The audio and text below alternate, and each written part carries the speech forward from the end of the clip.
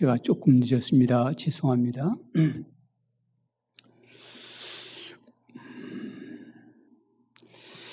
요즘 코로나로 어렵고 또 우리 광야교회 성도님들은 여러 가지로 또 고난 가운데서 어려운 가운데서 사는 분들도 많이 있습니다. 누구나 인간은 편안하지 않고 다 고난이 다 있고 어떻게 하면 이 고난을 이겨낼까 하는 그런 안타까운 마음들이 많이 있습니다. 더구나 요즘은 이제 코로나로 인해서 더욱더 어려운 때인데 이럴 때일수록 앞으로 이 고난 이후에는 나에게 좋은 일이 있어. 그게 확실히 보장이 된다면 그걸 바라보고 마음의 위로가 되고 기쁨이 되는 것입니다. 그래서 그 고난을 잘 이겨낼 수가 있어요. 그래서 오늘은 천국의 소망이라는 제목으로 은혜를 받고자 합니다.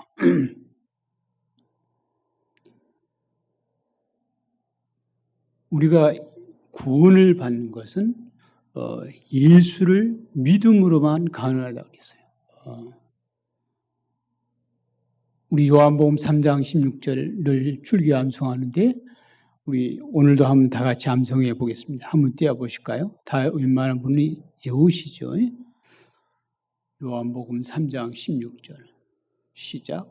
하나님이 세상을 이처럼 사랑하사 독생자를 주셨으니 이는 저를 믿는 자마다 멸망하지 않고 영생을 얻게 하려 하심이라.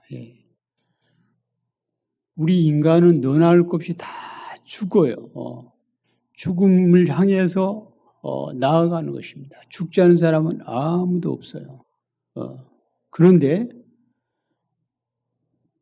우리에게는 영원히 사는 길인데 그것은 예수를 믿음으로만 가능한 것입니다. 다른 아무 방법이 없어요. 예수를 믿음으로만 영생을 얻는다고 요한복음 3장 16절에 말씀하고 있어요. 내가 예수를 믿는다면 이미 나는 하나님께 택함 받은 그런 하나님의 자녀인 것입니다. 아무나 예수가 믿어지지 않고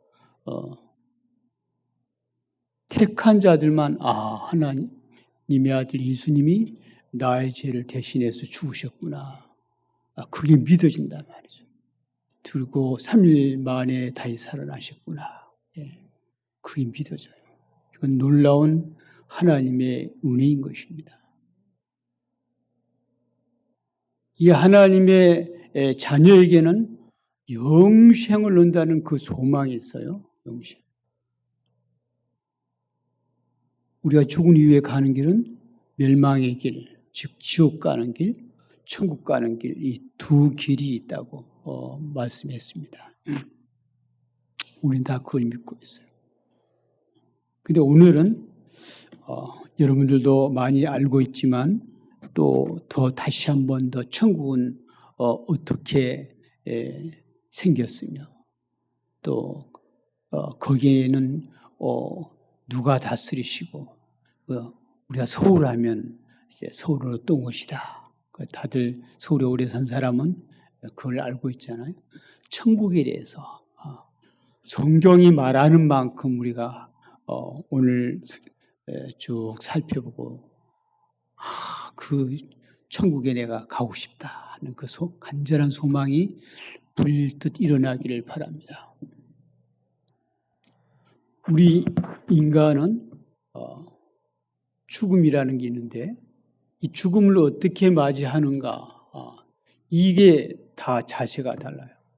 근데 예수 믿는 사람은 죽는 것을 두려워하지 않고 내가 사는 것보다 죽는 것이 더 좋겠구나 하는 그런 마음으로 우리 죽는 것을 기다리고 바라보고 사는 것보다 빨리 그곳에 가고 싶다는 그런 간절한 염원 속에서 사는 것보다 죽는 것이 더 좋다 하는 그런 믿음이 있어야 돼요.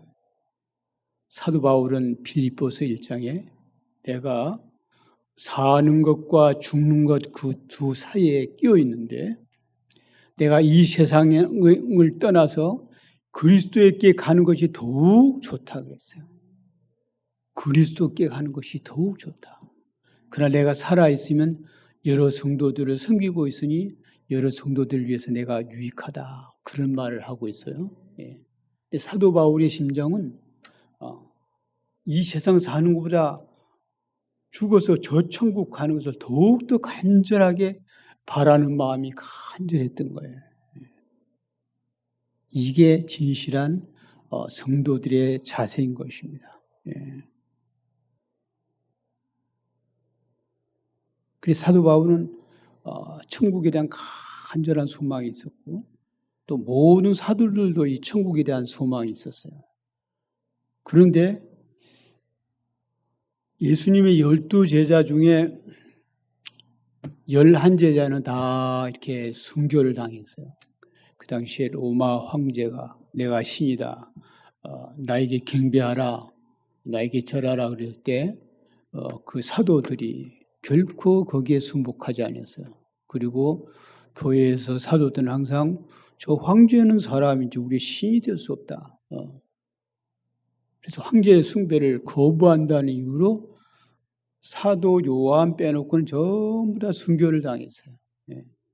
성경에 기록된 대로 야고보 사도는 칼로 목을 베어서 죽임을 당했고 또 어떤 사도는 불에 태움을 당해서 죽었고 사자의 밥이 되기도 했고 11 사도들은 다 그렇게 순교를 당했는데 사도 요한만 나이 들어서 자연사했어요.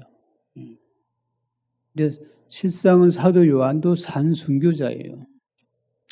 황제 숭배를 거부함으로 말미암아 반모섬이라는 곳에 가서 기양살이를 했어요. 그 반모섬은 사람이 살 수가 없고 조그만한 그 섬인데 거기 가서 요한계시록을 기록했어요. 눈만 뜨면 하늘에는 갈매기가 날고 먼 바다만 바라보이는 그 섬에서 요한계시록을 기록했는데 이 사도 요한은 천국에 대한 것을 바라보면서 그 천국을 빨리 가고 싶다. 이렇게 이렇게 섬에서 사는 것보다 빨리 내가 주님께 부름을 받아서 천국을 가면 좋겠는데 하는 그런 소망으로 간절했어요. 그래 이 요한계시록 21장과 22장은 사도 요한이 그리는 천국에 대해서 이렇게 성령님께서 가르쳐 주었어요. 그 여러분들은 이 요한계시록 천국에 대해서 특별히 21장, 22장 많이만 읽으세요. 많이만 읽으면 위로가 돼요. 괴로울 때도 그것만 생각하면 괜히 기분이 좋아져요. 예, 기분이 좋아요. 천국은 어떻게 생겼는가? 22장 1절, 2절 22장 1절, 2절을 한번 영상실에서 한번 띄워보실까요? 22장 1절, 2절. 자, 같이 한번 읽겠습니다. 1절 시작. 또 그가 수정같이 맑은 생명수의 강을 내게 보이니 하나님과 및 어린 양의 보좌로부터 나와서 길 가운데로 흐르더라. 강 좌우에 생명나무가 있어 12가지 열매를 맺되 달마다 그 열매를 맺고 그 나무 잎사귀들은 만국을 치료하기 위하여 있더라. 천국을 1절, 2절에 어떻게 생겼는지를 말하고 있어요. 예. 여러분들 내가 본 천국 또 내가 천국에 가보니 이러이러하더라고 설교도 들어봤고 시중에 그런 책들을 읽어본 경험들이 있으시겠죠? 그런데 성경에서 말한 그 이상의 것을 이 사람 저 사람이 말한 것에 대해서 여러분들은 믿지 마시기 바랍니다. 예. 성경에 말하고 있는 만큼만 그냥 받아들여요. 어떤 사람은 천국에 가보니까 큰 아파트가 있고 저 산에 조그만 오두막집이 있는데 그게 자기 집이었더라. 아파트 좋은 집에는 예수 잘 믿는 사람이 살고 나는 늦게 예수 믿었는데 나는 그 오두막집이 내 집이라고 천사가 알려주더라. 뭐 그런 말. 또 어떤 사람은 막 그 멀리관을 떴는데 나는 모자를 하나 준들이 개털 모자더라. 너는 이거나 쓰라고 주더라. 뭐 그런 뭐 여러 가지 이야기들이 많이 있죠. 근데 그거 다 믿지 마세요. 예, 믿지 마시고 성경에서 말하는 만큼만 믿어요. 그리고 그 이상의 것은 들을 필요도 없고 알 필요도 없고 우리는 성경이 가는 데까지 가고 그치는 데까지 그치는 것이 우리의 신앙입니다. 성경에서 말한 대로 사도 요한이 보니까 천국에 보면 수정같이 맑은 생명수의 강을 이 요한에게 보여주었다 했어요. 성령께서 이끌어 가시는데 그 천국에 가니까 수정같이 맑은 생명수 강이 흐르고 있어요. 그 생명수 강 노래에 대해서 많은 찬송가가 있죠. 맑은 생명수의 강이었다 그랬습니다. 또 수정같이 맑은 생명수 강. 예.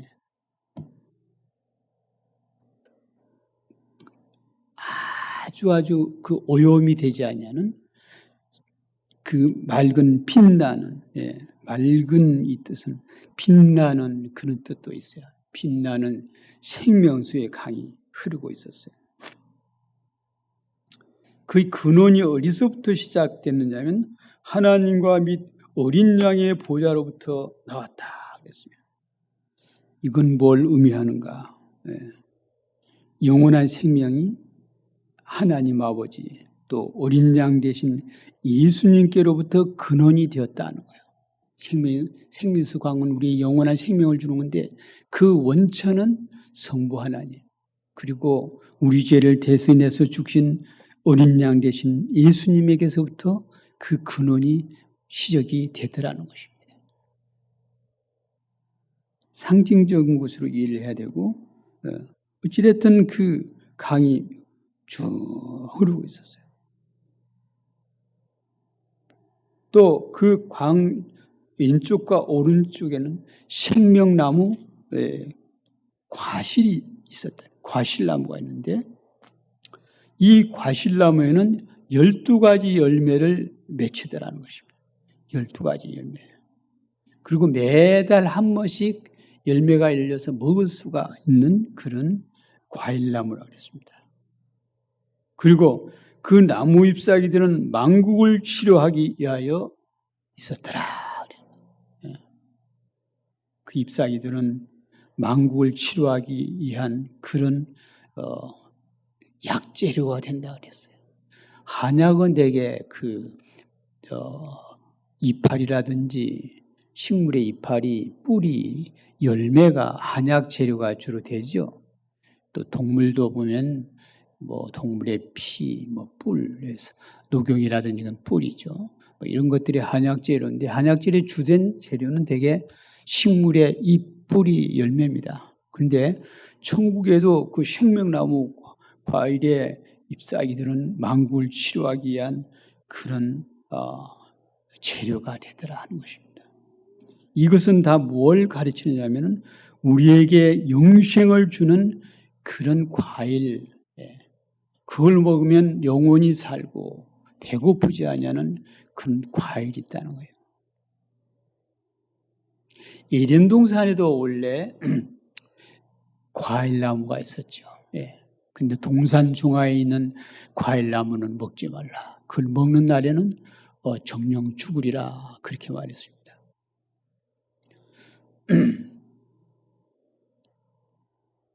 에덴 동산 처음 그 창조할 때도 이건 그야말로 천국이었어요. 천국을 상징하는 것이 에덴 동산이었습니다. 근데 인간이 하나님께 불순종함으로 말미암아 그 천국을 상실했어요. 에덴 동산을 잃어버렸어요. 쫓김을 받았어요.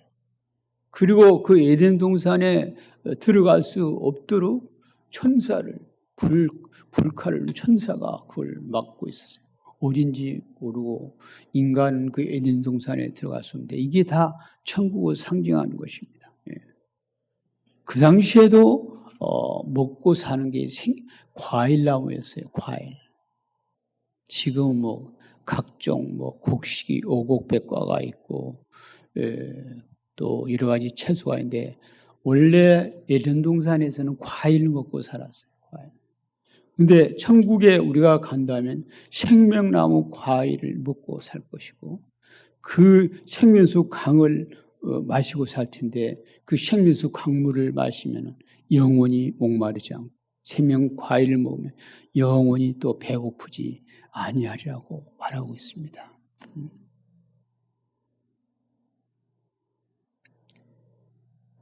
여름에 이 더운 철에 땀 흘려서 일하는 그 일꾼들에게 애쓰십니다. 참 애쓰십니다. 먹고 살려면 일해야죠. 먹고 살려면 일해야죠. 먹고 살기 위해서 일하는 거예요. 땀 흘려서. 예. 천국에 가면 일할 필요가 없고 그 생명 과일을 따먹고 살고 또 생수를 먹고 살고 그리고 천군 천사와 성도들이 거기는 있는데 거룩하다 거룩하다 거룩하다 하면서 하나님을 찬양하는 것만 그 천국에 있다 그랬어요. 예.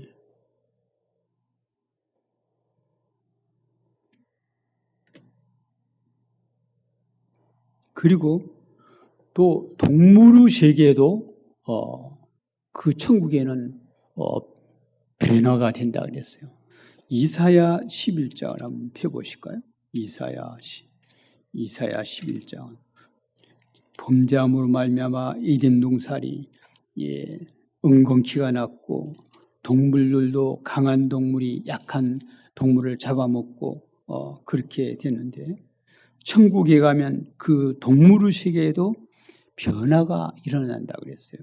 이사야 11장 6절에서부터 9절까지 한번 우리 다 같이 한번 읽겠습니다. 참 저거 보면은 읽어보면 너무 우리가 위로가 되고 또 저 성경으로 찬송가 많이 지었죠. 자, 한번 읽겠습니다.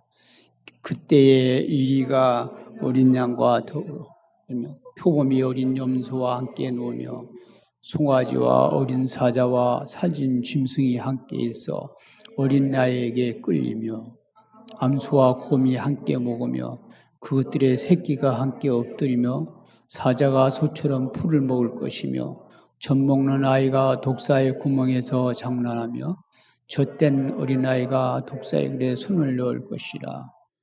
내 거룩한 모든 곳에서 해됨도 없고 사함도 없을 것이니 이는 물이 바다를 덮음같이 여호와를 아는 지식이 세상에 충만할 것임이니라.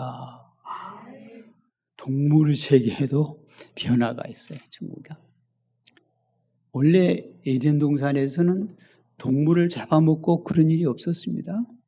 근데 범죄한 이유로 사람도 그 동물을 잡아먹고 또 강한 동물은 연약한 또 동물을 잡아먹고 이게 범죄한 이후에 일어난 것이고 또 식물의 세계에도 가시와 엉겅퀴가 날 것이며 한대로 식물 중에도 그 농사를 지어보면 잡풀이 나죠. 잡풀을 매줘야 이 농사가 딥니다. 잡풀을 놔두면 곡식이 자랄 수가 없을 정도로 왕성하게 일어나요. 또 가시밭은 우리가 지나갈 때 우리의 피부를 상하게 하고 그렇습니다. 우리나라는 이제 개고기를 먹습니다만은 개고기를 먹지 않는 나라가 많이 있죠. 전에 88 올림픽 할 때 우리나라 개고기 파는 보신탕집을 다 없앴습니다. 그렇죠? 여러분들 아시겠죠? 외국 사람들이 우리나라에서 개고기 먹는다면 미개한 민족이라고 없인 여긴다고 그냥 정부에서 서울 쪽에 큰 올림픽 하는 운동장 근처에 보신탕집 개고기 파는 데를 다 없앴습니다. 우리 자녀들도 시골에서 오래 시골 목회하면서 개를 참 사랑하기 때문에 많이 키우는데 야, 저 사람들이 개고기 맛있게 먹더라. 너 저 개 잡아서 저녁에 국 끓여 줄까? 그런 소리 나요. 저 귀여운 개를 어떻게 잡아오냐.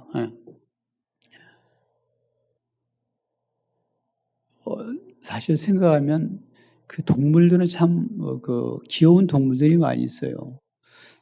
시골에는 소가 일도 해주고 그렇기 때문에 소를 가족같이 여기고 삽니다. 근데 그 소를 또 잡아먹는다 생각하면 참 징그러운 그런 마음이 있어요. 예.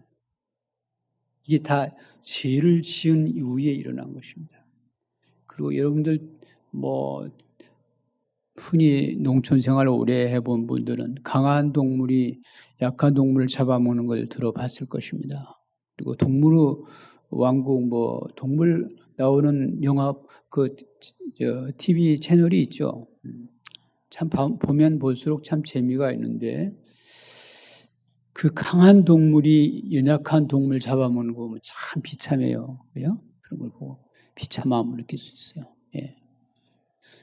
이게 다 죄로 인해서 온 것입니다. 사람도 동물도 죄로 인해서 연약한 자기보다 연약한 그 동물을 잡아먹는 것입니다. 사람도 자기보다 약하게 보이는 사람은 어떻게든 저 사람을 내가 저 사람 것을 뺏어야지 하는 그 도적의 심리가 작용하고 그로 인해서 범죄가 일어나는 것입니다.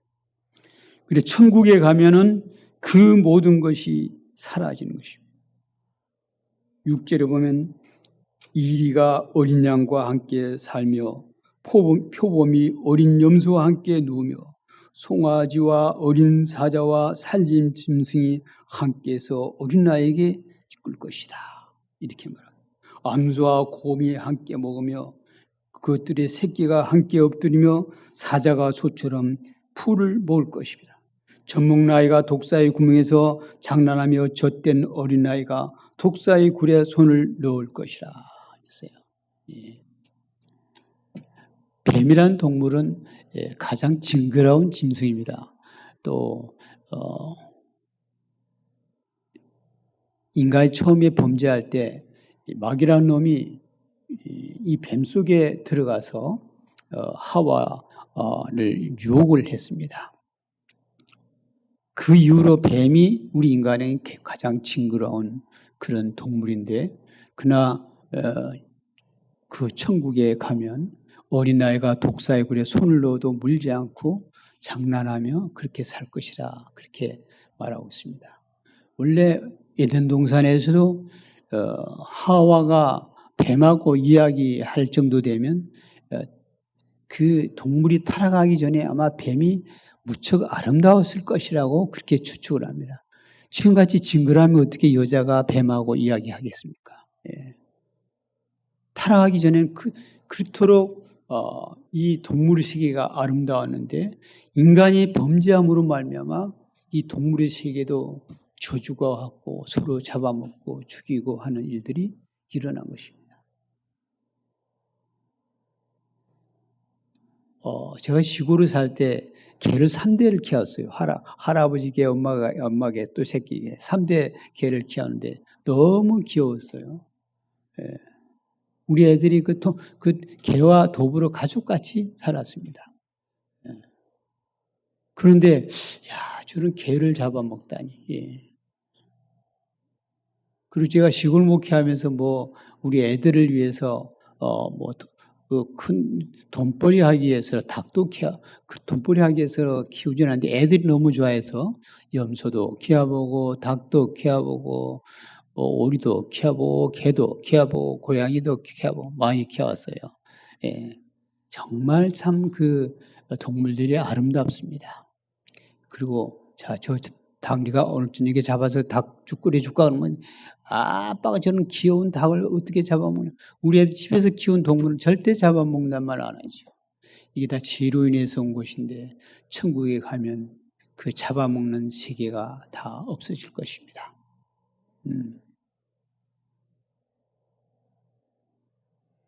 참 인간이 고기를 먹어도 여자들이 아마 그 돼지를 잡는 것을 본다면 여자들 돼지고기 안 먹을 거예요. 그걸 모르고 그냥 맛있게 막 만들어 놓으니까 먹지.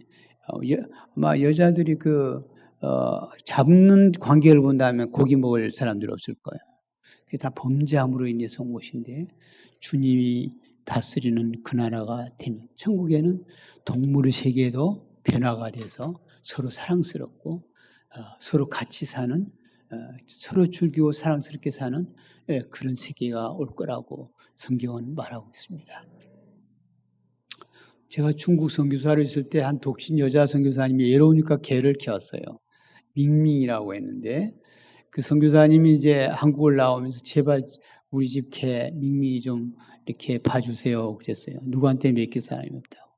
그래서 이제 그 선교사님 한국에 나와 동안 저희들이 집에서 키운다는 게 참 쉽지 않잖아요. 처음으로 하면 그 전도사님 때문에 키워왔어요. 동물 개도 참 키워보니까 사람스럽더만요. 그 개 키운 사람들 이해를 했어요. 특별히 혼자 사는 분들 갖다 놔면 얼마나 그 주인을 반가워하는지 좋다는 표현은 다 돼요. 뭐 핥고 뽀뽀하고 뛰고 왔다 갔다 하고 막 소리 내고 막 그러니까 제일 개를 키우고 있구나. 그런 생각이 들었어요. 우리가 천국에 가면 이 동물의 세계도 변화가 올 것입니다. 성경에는 분명히 그렇게 가르치고 있습니다. 내 거룩한 산 모든 곳에서 해련도 없고 상함도 없을 것이니 이는 무지 바다를 덮음같이 여호와를 아는 지식이 세상에 충만할 것입니다. 이렇게 말하고 있습니다. 그리고 이 천국에는 성부, 성자, 성령 하나님이 계시는데 우리가 이 땅에 살 때는 그 하나님을 볼 수가 없어요. 그래서 유명한 그 기독교 영화를 보면 배너라든지 그런 걸 보면은 예수님의 앞모습은 보이지 않고 뒷모습만 보이게 하죠. 유명한 명화는 하나님의 얼굴, 예수님의 얼굴을 직접 그리지 않습니다. 뒷모습만 되게 보이게 이렇게 그려요. 오늘 성경에 하나님 아버지가 우리 성도들을 친히 본다고 그렇게 말하고 있어요. 한번 보겠습니다.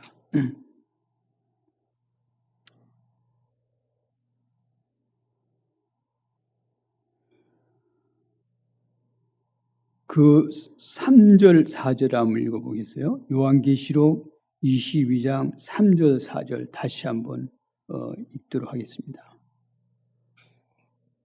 한번 읽어보시죠. 3절. 다시 저주가 없으며 하나님과 그 어린 양의 보좌가 그 가운데 있으리니 그의 종들이 그를 섬기며 그의 얼굴을 볼터요 그의 이름도 그들의 이마에 있으리라 그랬습니다. 하나님과 그 어린 양의 보좌가 거기에 있고 하나님 아버지와 어린 양 되신 예수님이 거기에 앉아 계신다고 말하고 있어요. 거기에 계신다. 그리고 또 성령님께서도 거기 계신다고 여러 곳에 이렇게 기록되고 있습니다.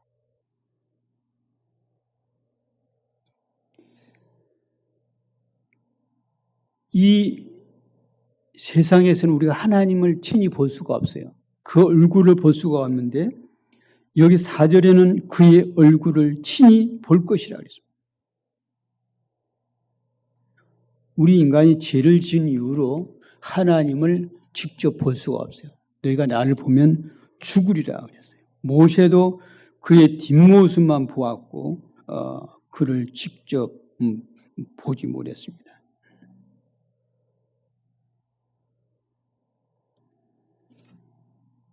그래 우리가 하나님 어떻게 생겼을까? 이 땅에 살 때는 이리저리 화가들이 그리기도 하고 예수님 모습을 많이 그리기도 합니다.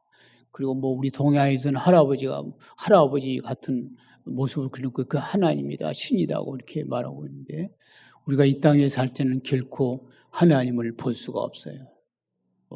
어떤 사람 꿈속에 하나님을 보았다 어쨌다 하는데 그것은 물론 하나님의 임재를 느낄 수 있어도 우리가 이 땅에 살 때는 하나님을 직접 볼 수가 없습니다. 천국에 갔을 때 그때 우리가 하나님을 친히 보게 될 것입니다.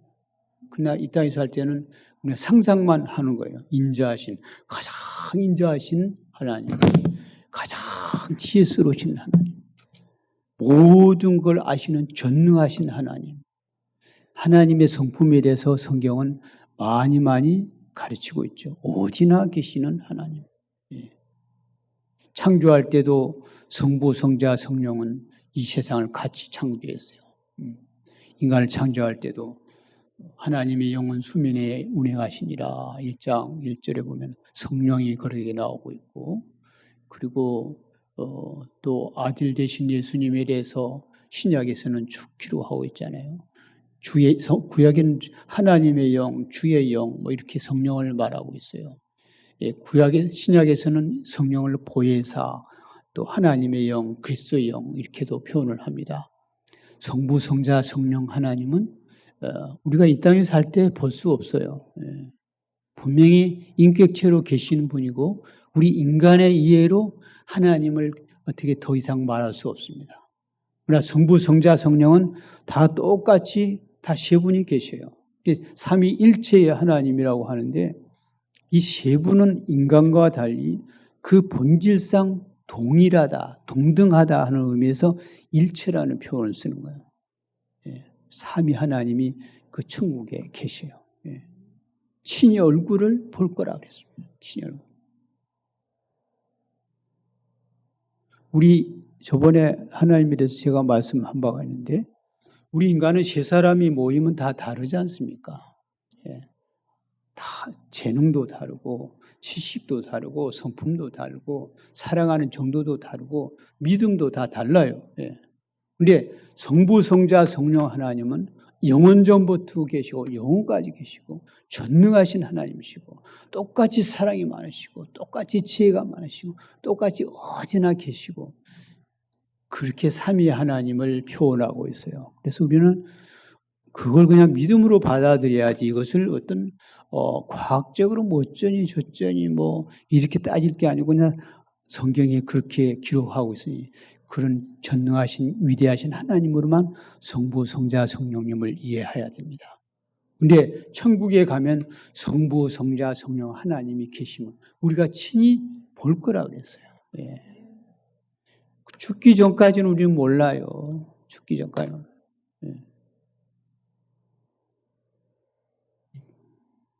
그리고 그 천국에는 22장 3절에 다시 저주가 없다 그랬어요. 다시 저주가 없다. 서로가 막 욕하고 미워하고 그런 저주가 없다는 거예요. 욕이라는 건 저주지 않습니까? 상대방을 저주하는 건데 서로 미워해서 막 저주하는 그런 것이 없다 그랬어요. 그리고 21장의 4절부터 한번 보실까요? 4절을 한번 읽어보도록 하겠습니다. 22장 4절을 한번 띄워보세요. 계시록 22장 4절. 저거 22장 4절. 21장 4절. 제가 실수했습니다. 21장 4절. 21장 4절을 띄워보실까요? 방송실. 12장 4절을 하지 말고 21장 4절. 한번 같이 읽겠습니다. 모든 눈물을 그 눈에서 닦아주시 다시는 사망이 없고 애통하는 것이나 고가하는 것이나 아픈 것이 다시 있지 아니하리니 처음 것들이 다 지나갔음이로라. 천국에는 저주도 없고 또 천국에 가면 하나님이 우리를 위로해 주신다고 했어요. 모든 눈물을 그 눈에서 닦아 주신다. 그 말씀 그대로 띄어나 봐요. 모든 눈물을 그 눈에서 닦아 주신다고 했습니다. 여러분 이 땅에 살 때는 얼마나 슬픈 일이 많습니까? 억울한 일이 많습니까? 하루에도 눈물을 몇 번씩 흘리는 때가 있습니다. 사랑하는 아들이 죽었을 때, 또 사랑하는 가족이 죽었을 때, 우리의 친구가 죽었을 때 우리는 많은 눈물을 흘리고, 남에게 배반을 당했을 때도 눈물을 흘리고, 애매하게 내가 고통을 당할 때, 또 학대를 받을 때 우리에게 눈물이 있습니다. 그런데 천국에 가면 그 하나님이 우리를 위로해 주신다 그래서, 야, 내 이름을 부르면서 누구야? 너 고생 많이 했구나. 그리고 주님께서 눈물을 닦아주시고, 너 이제 나하고 같이 살자. 여기서는 울 필요 다시 없다. 나하고 영원히 사는 것이다. 예. 너의 가족들은 내가 책임질 거고, 사랑하는 자식 누구누구 다 두고 네가 왔겠지만 내가 책임져 주마.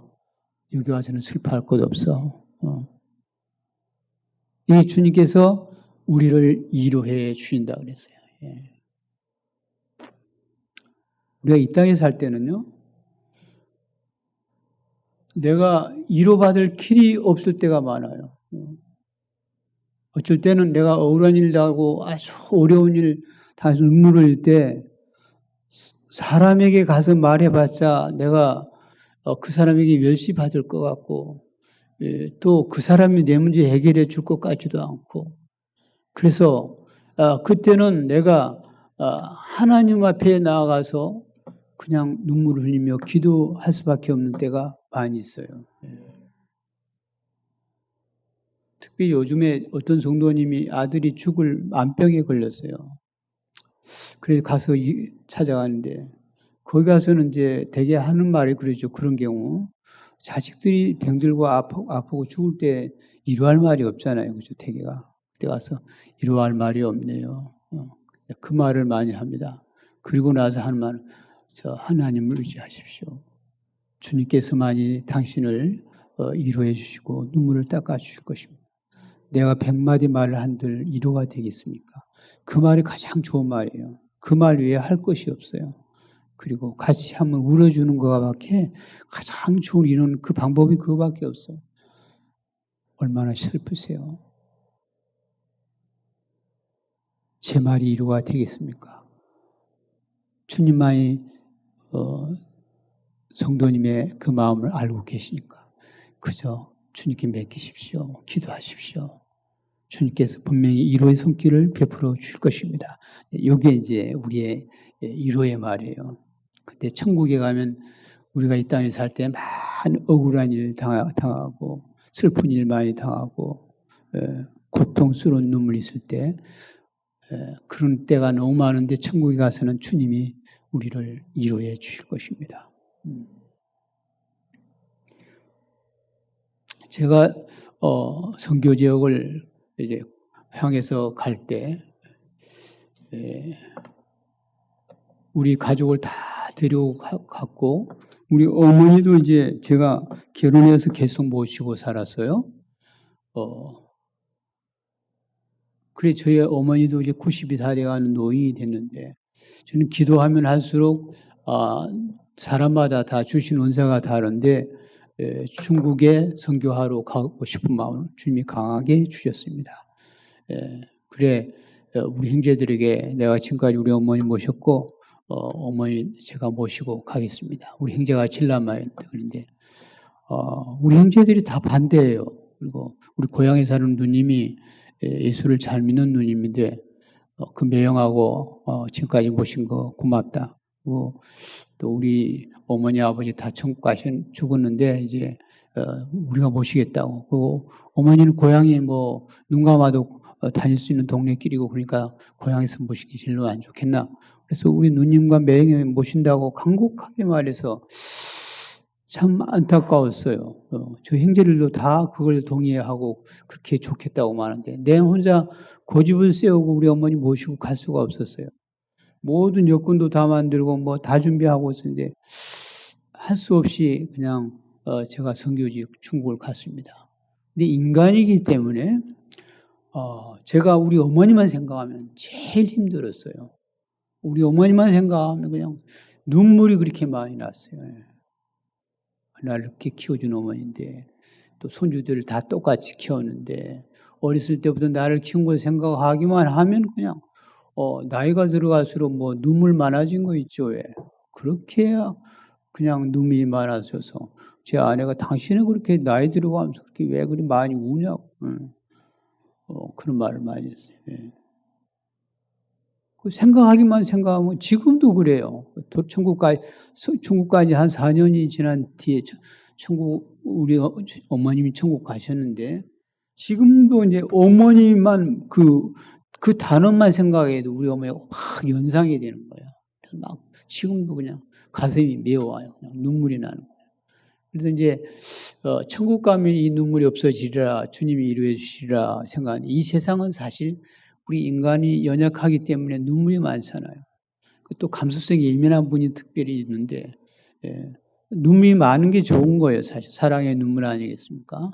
값어치 없는 눈물도 있는데 값진 눈물이 있는데 사랑하는 사람을 위해서 많이 우는 건 참 좋은 거예요. 주님이 주신 심성입니다. 울어야 될 때 울지 못하고 사랑하는 사람에 대한 눈물이 없으면 그런 사람 문제가 많아요. 사랑이 없는 냉랭한 사람이에요. 그 억지로 되는 게 아닌데 사도 바울도 내가 에베소 교회 장로들이랑 해서 겸손한 눈물이었다 그렇게 말하고 있고 다윗도 내가 침상이 젖도록 울었다는 회개의 기도의 내용도 있고 예수님도 나인성 가부의 아들을 보고 울었고 예루살렘을 향해서도 울었고 우리 인간은 감정의 동물이잖아요. 이 세상에 살 때는 사실 남자보다 여자들이 또 감성에 예민해서 눈물이 많아요. 그 눈물은 좋은 것입니다. 울고 싶을 때 많이 울어야 돼요. 근데 천국 가면 주님이 우리를 위로해 준다고 말씀했어요.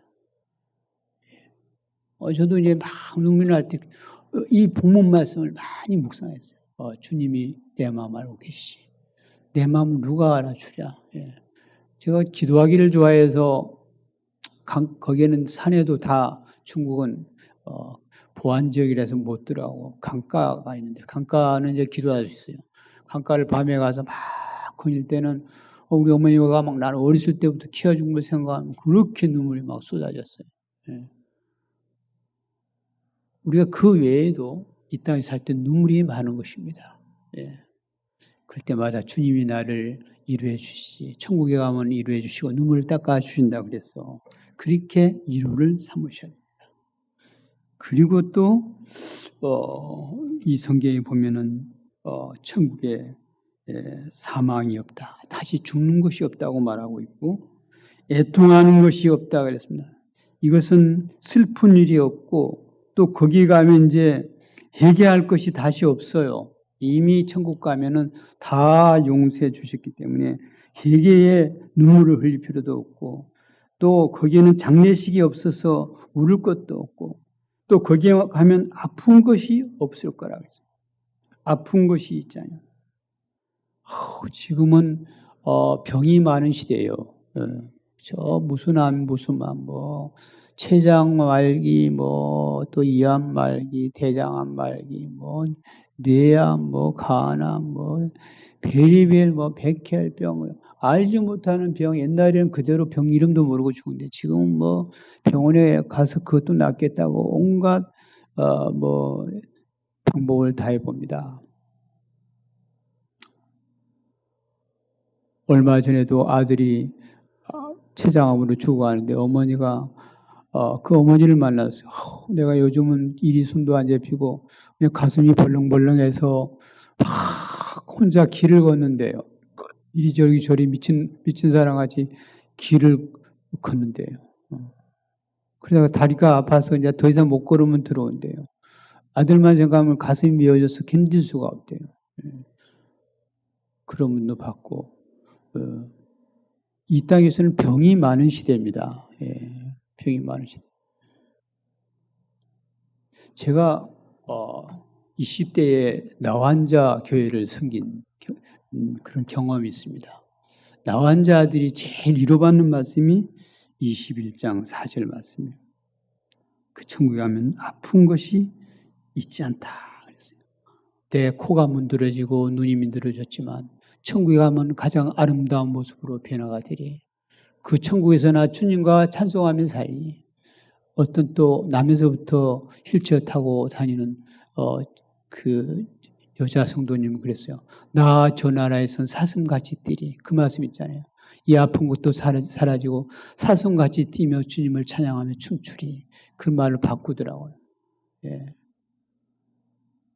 우리 광야교회 성도님들은 주보 맨 뒤에 기도 제목을 보면 우리 광야교회 성도님들은 왜 이리 아픈 데가 많은고 다 무슨 뭐 병이 무슨 셀 수도 없는 많은 것을 위해서 기도 제목을 내놨죠.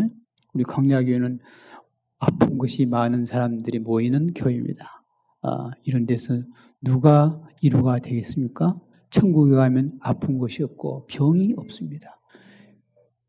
나환 자들의 최대의 소망은 내가 빨리 죽어서 저 천국 가고 이 보기 흉한 얼굴이 가장 아름다운 몸으로 변화를 해서 기뻐 뛰며 주고하며 천사와 더불어 많은 성도들과 더불어 하나님을 찬양하며 영원히 살리라.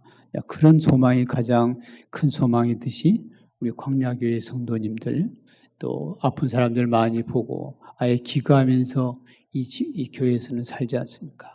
또 아픈 사람을 향해서 쪽방을 향해서 나아가서 밥도 주고 매일매일 또 그들과 사는 이 광야교회 아니겠습니까? 사랑이 많은 교회고 그런 교회인데 천국에 가면 아픈 것이 없습니다. 형제요, 또 자매요. 지금은 이렇게 아프지만 천국을 사모하십시오. 살아있는 동안 늘 그 천국을 사모하며 이 고통을 이겨내십시오. 그렇게 이루하는 여러분들이 되길 바라고 오늘 천국의 모습에 대해서 몇 가지를 이야기했습니다. 천국은 성부, 성자, 성령 하나님이 계시는 곳이고 그리고 그 천국은 이 자연 환경도 다 새 것으로 변한다 그랬어요. 새 하늘과 새 땅이 되어서 거기에서 영원히 살 것이다. 하나님이 다 준비해 놓은 것이다. 사망이 없고 저주가 없고 아픈 것이 없고 곡하는 것이 없는 그 천국에 가서 내가 영원히 살리라 하는 그 소망 가운데서 여러분들 고난이심에도 잘 극복하는 여러분들이 되길 바랍니다. 기도하겠습니다. 하나님, 오늘 천국이라서 이렇게 생각하고 위로를 받습니다. 더도 말고 덜도 말고 성경에서 말한 것만 이렇게 믿고 받아들이고 천국의 소망 가운데서 기뻐하는 우리 광야교회 성도님들 다 되게 하여 주시옵소서. 하나님, 우리 광야교회 성도님들이 아픈 사람들이 많습니다. 또 혼자 사는 분들이 많습니다. 누가 위로를 해 주겠습니까? 주 예수님만이 위로해 주심을 믿고 범사에 감사하고 기뻐하는 우리 성도님들, 천국을 바라보며 그 천국 가운데서 위로를 삼고 사는 우리 성도님들이 다 되게 해주옵소서. 괴롭고 슬플 때 자살하고 싶은 충동을 느껴보지 않은 사람들이 누가 있겠습니까? 그러나 그때마다 천국의 소망 가운데서 주님이 부를 때까지 감사하며 살리라. 나사로와 같이 불평불망하지 않고 살리라 하는 그런 다짐을 하면서 인내하는 그런 신앙이 되게 해 주옵소서. 오늘도 또 헌금 드리는 우리 성도님 있습니다. 그 헌금을 받아주시고 또 우리 모든 이곳에 오늘 예배 참석하고 또 유튜브로 이 설교를 듣는 모든 사랑하는 광야교회 성도님들이 날마다 이 천국의 소망을 성경을 읽으면서 내다보고 주님이 부르실 때 제가 아멘 할렐루야 하고 가겠습니다는 그 다짐을 하면서 순간순간 하루하루를 위로받고 사는 귀한 성도님들 다 되게 해 주시옵소서. 예수님의 이름으로 기도하옵나이다. 아멘. 간구 말씀 없습니까? 예, 축도하겠습니다. 지금은 우리 주 예수 그리스도의 은혜와 아버지 하나님의 사랑과 성령님의 감동하심이 지금 이 자리에는 모든 성도들에게 지금부터 영원토록 함께 있을지어다.